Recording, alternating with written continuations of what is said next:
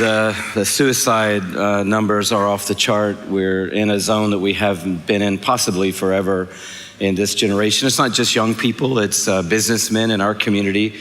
It's mothers, it's people of all ages and all walks of life. What is driving this culture to want to end it all? You know, in Belgium, they don't even call it suicide anymore because they didn't want that black mark on the culture. They called it opting out of life. Opting out of life. Another one of those euphemisms that they think changes reality. It doesn't. Recently, a nutritionist in New York, you may have read that story, very successful, ended her life, and she said, "My problem is that I have no difference of any feeling, either for something ecstatic or something monotonous or boring. If a thing is boring or a thing is just delightful, I have no desire to be in either of those. I go to parties and I come back, I'm numb. I have no response." And she apologized to her mother and took her life. Financially doing well, professionally doing well, but dead on the inside in terms of a response. Now, I have to say this, and I want you to hear me very carefully.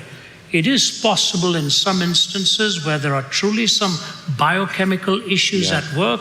There may be some neurological issues at work. Right. There may be some hereditary issues at work.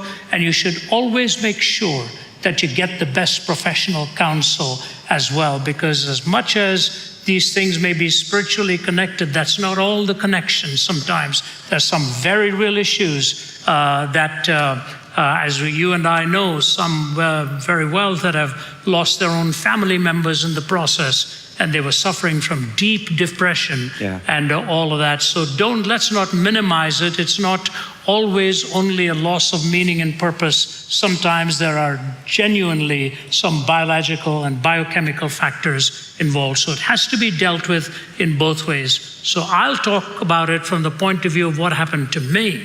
For me, it was a loss of purpose. I really didn't have any meaning in life. And you're right, that is at an epidemic level.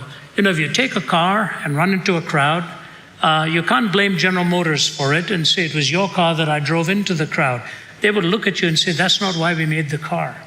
And so oftentimes when we don't have a purpose in life and know our Creator, we end up wreaking havoc and creating evil. So I would just say, if any one of you is here tonight struggling with the issue of meaning, struggling with why you are here, the reality is you will never find meaning until you know the one who has made you. Meaning is not a singular strand of some momentary ecstasy. It's a composite and a convergence of the answers you have both propositionally and existentially of the very purpose of why God has made you, with that distinctive DNA and a distinctive purpose in mind.